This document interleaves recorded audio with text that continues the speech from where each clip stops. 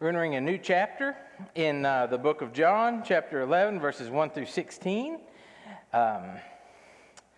Previous verses, John chapter 10, verses 39 through 42. I'll read those to kick us off. They were seeking again to seize Jesus, and he eluded their grasp. And he went away again beyond the Jordan to the place where John was first baptizing, and he was staying there. Many came to him and were saying, "While John performed no sign, yet everything John said about this man was true." And many believed in him there. So that's where we left him, out in that wilderness area. He has crossed over the Jordan River out of Judea into the Berea area. We'll look at more of that in just a second. So the text itself begins with our context and the kind of an introduction of characters we're going to be looking at. Now, I told you last week that I was going to try to, just to satisfy myself, kind of try to put together a timeline. There are so many disagreements on the exactness of the timeline for where Jesus is at in his life leading up to his crucifixion, that I wasn't satisfied enough to create one. Here's what we know. There is less than a month left until he is to be crucified. I know that much, but that's about as far as I could really kind of nail it down. Not that we have to know that precisely anyway, but as we get closer, we'll be able to get our timeline back. But these times are kind of are a little tricky. So we begin in verses 1 and 2. Now a certain man was sick, Lazarus of Bethany, the village of Mary and her sister Martha. It was the Mary who anointed the Lord with ointment and wiped his feet with her hair, whose brother Lazarus was sick. So this is where John starts us off. Now, up to this point, John has not mentioned Lazarus. We don't know him. If all we have, where I'm a first century seeker, or back then, and I don't know what I'm looking at here. I'm reading John's gospel. I read about this guy. I mean, this is the first I've heard of Lazarus. However, there's some neat things in the text as well. Lazarus, this is just common information, but it's a very common name. It's a derivative of Eleazar. The name Lazarus means who God helps. Who God helps. We also are introduced here to Mary and Martha. There's a whole bunch of Marys. We won't talk about them tonight, but there's a whole bunch of Marys.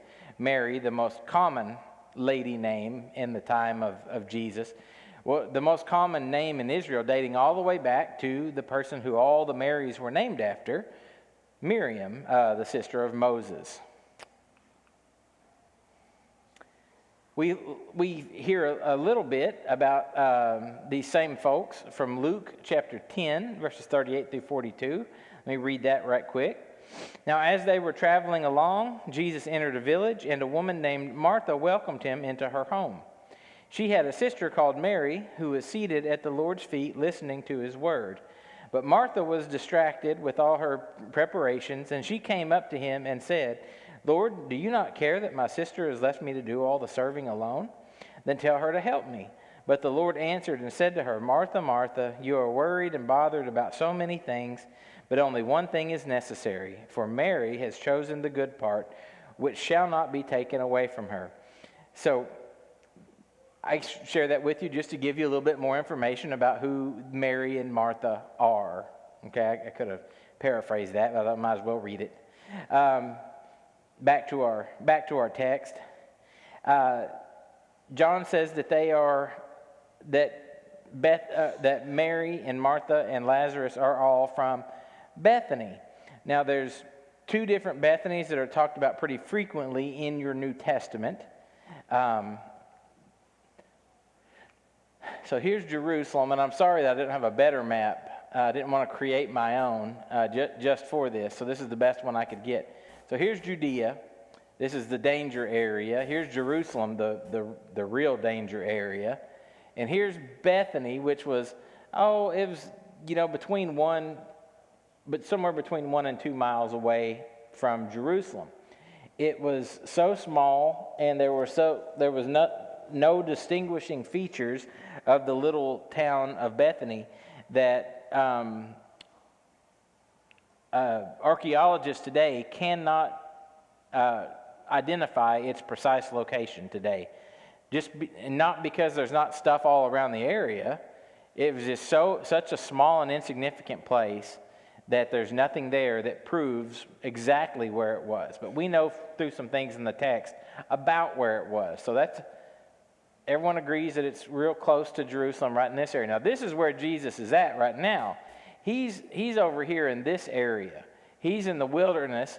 And I said Berea, I think a minute ago. That's a different place entirely.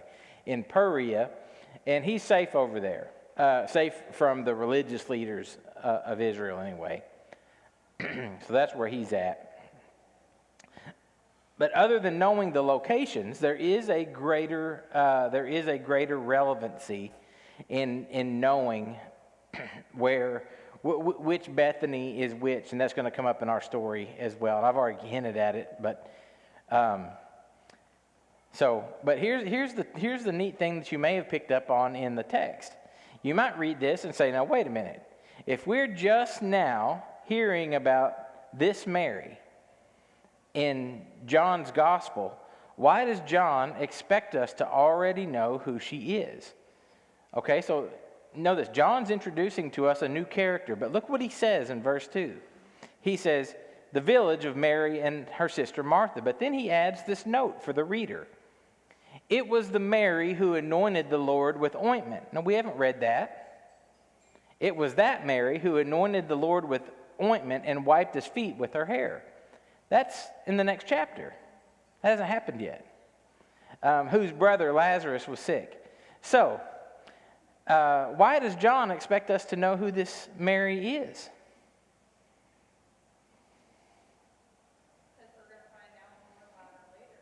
Well, we're going to find out more about her, but we haven't yet, not from John. Why does John expect us to know her?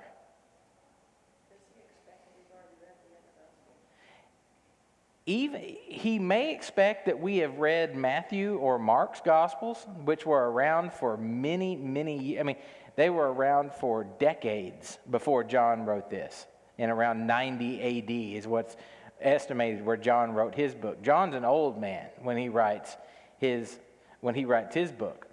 The other Gospels were written way before, but Mary, the reason why he expects us just to assume that, for us to know who she is by just this comment, she's famous.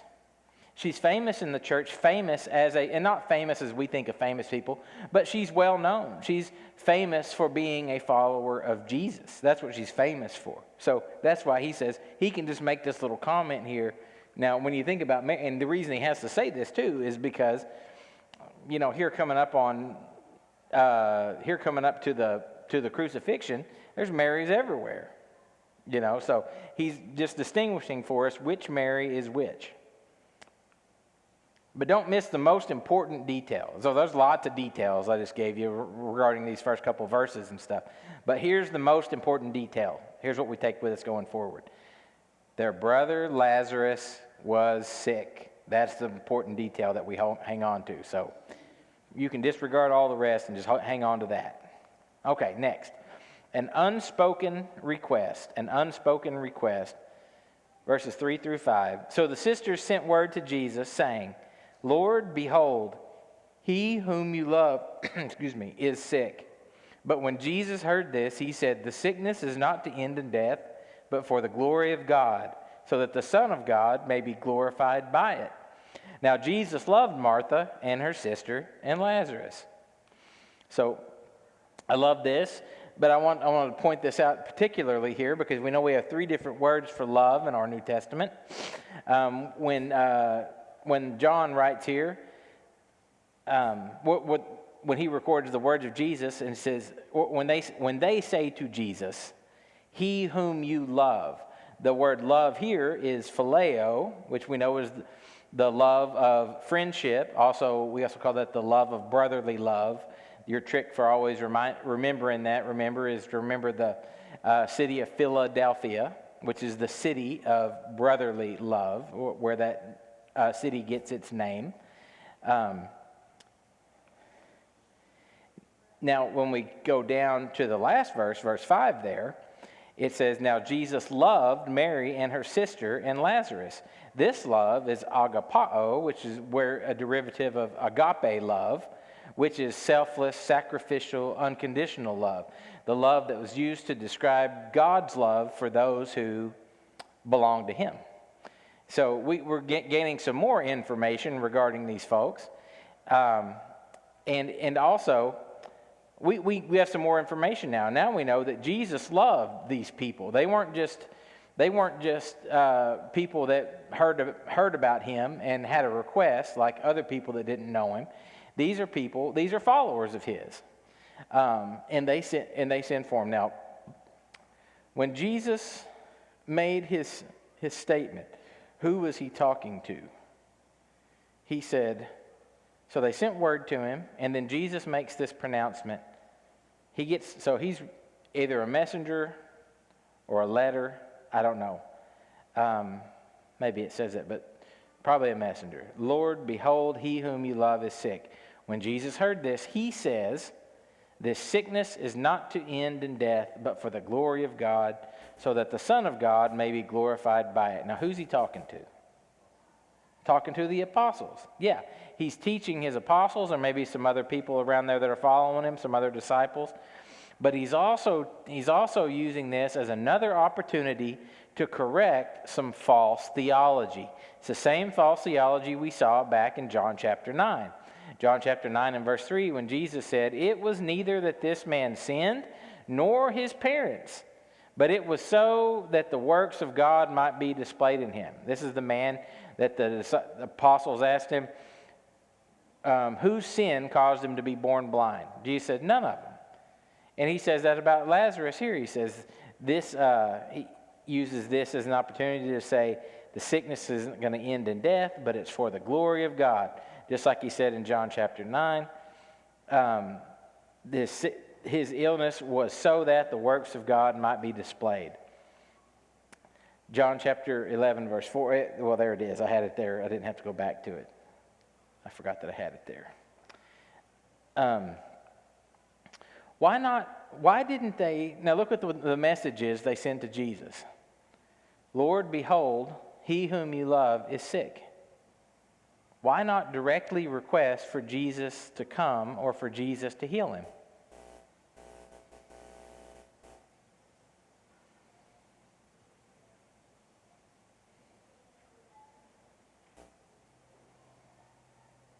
What do you think?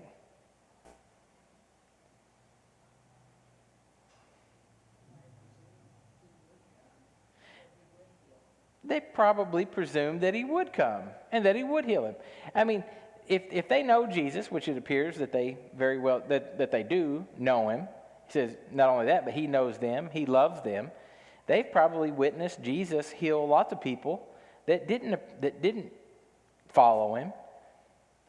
He healed people indiscriminately.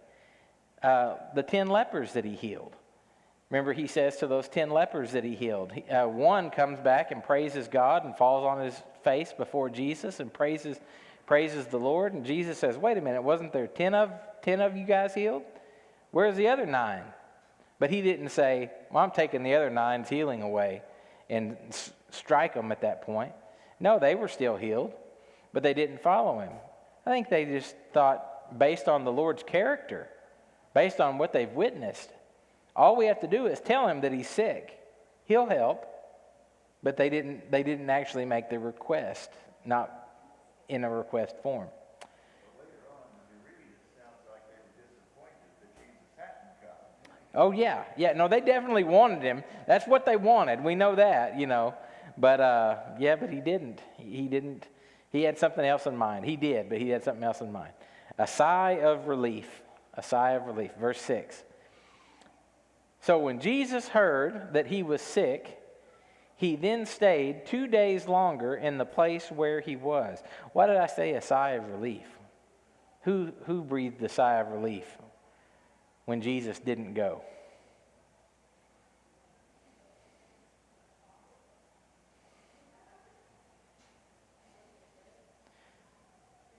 Well, not Mary and Martha and Lazarus. His apostles. They don't want to go back. They don't want to. They just escaped. They don't want to go right back into danger. And when they got that message, I bet you they thought, well, they may have even thought, well, Jesus, we've witnessed him heal people from afar. Like, he doesn't have to go there to heal him. He can just say the word right now, and they'll be healed. Just like the Roman centurion that came to him. He healed his servant, and he was a long ways off. And he could do that again. But, you know, they got to breathe a sigh of relief. But Jesus is preparing to do something extra amazing. I hate to say it like that, because what miracle is not amazing? But this is an extra amazing miracle, if I can say that. Meanwhile, his apostles must have been greatly relieved. But at this point, even up to this point in their following of Jesus, over 3 years, they have learned nothing. I hate to say they've learned nothing, but they're still fearful. They're still full of fear, even though they've witnessed Jesus get out of every kind of trouble up to this point. And they're still scared even when they're with him, which is amazing to me. Big fear and small faith is my next point. So that sigh of relief is not going to last long, verses 7 through 10. Then after this, he said to his disciples, "Let us go to Judea again." And then their knees started quaking. The disciples said to him, "Rabbi, the Jews were just now seeking to stone you, and are you going there again?" Jesus answered, "Are there not 12 hours in the day? If anyone walks in the day, he does not stumble, because he sees the light of this world. But if anyone walks in the night, he stumbles, because the light is not in him." How he throws this little, riddle, parable, whatever you want to call it, proverb, kind of tacks that on there at the end, just to probably just confuse those guys immensely. But I've already stated it, so I want to ask y'all the question. But why don't the disciples want to go back to Bethany? Because it's 1 mile from the wolf den. They don't want to go back there. Like, that place is trouble. They probably don't ever want to go back there. It's an interesting proverb. In this proverb, what is Jesus saying without saying it here?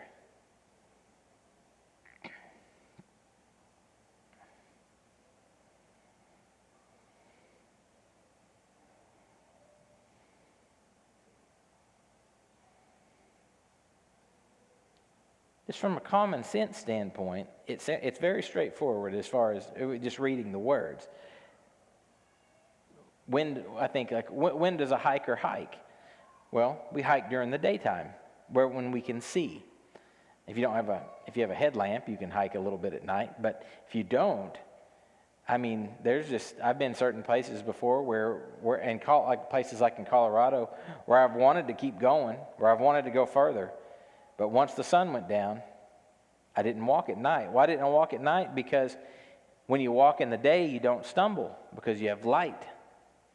But if you walk at night, you do stumble. But look how Jesus says this. Walk in the day, you see because you have the light of this world. Walk at night, you'll stumble because the light is not in you. So it's like, he's talking about something spiritual here. He's not... very simply said, Jesus is saying, don't be afraid when I'm here. You have the light with you. You have no reason to be afraid. You're not going to stumble when you're with me. But there is a time coming where you will not be safe anymore. That time is not very far away. This is what I always think of when I think about the disciples and Jesus. I think about, I think about the cartoon too with the bulldog and the little dog that jumps around him. I think like when you're with Jesus, we're that little dog in the picture, just so you know. We're the little dog. You don't have to be afraid when you're with the big dog, right? You can be proud like that little dog is there. Don't fear when I'm here. That's what Jesus is saying, is telling those guys. Another kind of sleep. Another kind of sleep. Verses 11 through 13. This he said, and after he said to them, our friend Lazarus has fallen asleep. But I go so that I may awaken him out of sleep. The disciples then said to him, Lord, if he has fallen asleep, he will recover. Pretty sharp guys, huh?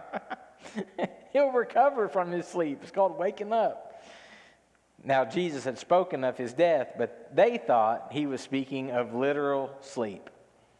That encourages me. You know, it encourages me that Jesus did not choose the best and the brightest as his followers.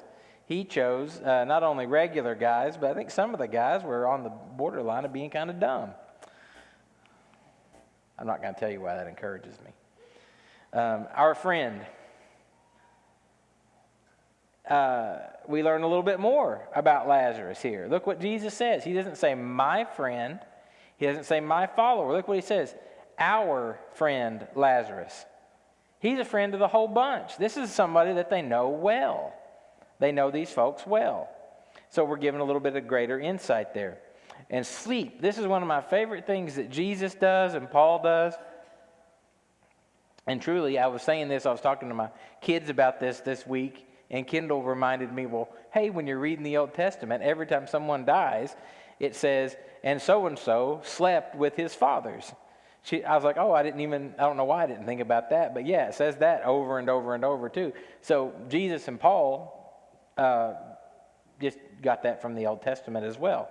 But that's the way, I love that Old Testament, New Testament, you know, they do not refer to death as death when the person belongs to Jesus. They refer to it as sleep. Jesus announces his impending miracle. Our friend Lazarus has fallen asleep, but I go to him so that I may awaken him out of sleep.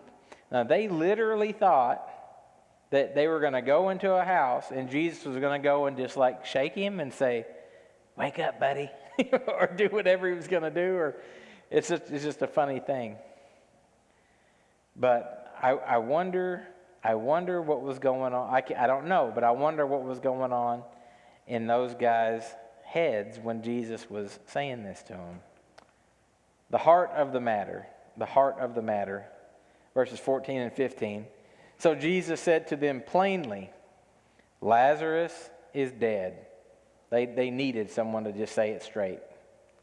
And I am glad for your sakes that I was not there, so that you may believe. That's the heart of the matter right there. So that you may believe.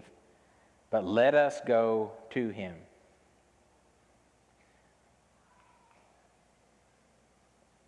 Why does also, I don't think I have this as a question, but why does Jesus say, I'm glad for your sakes that I was not there? What would being there or not being there, what difference would that make? I mean, just because if he was there, it's still his discretion whether or not to do a miracle.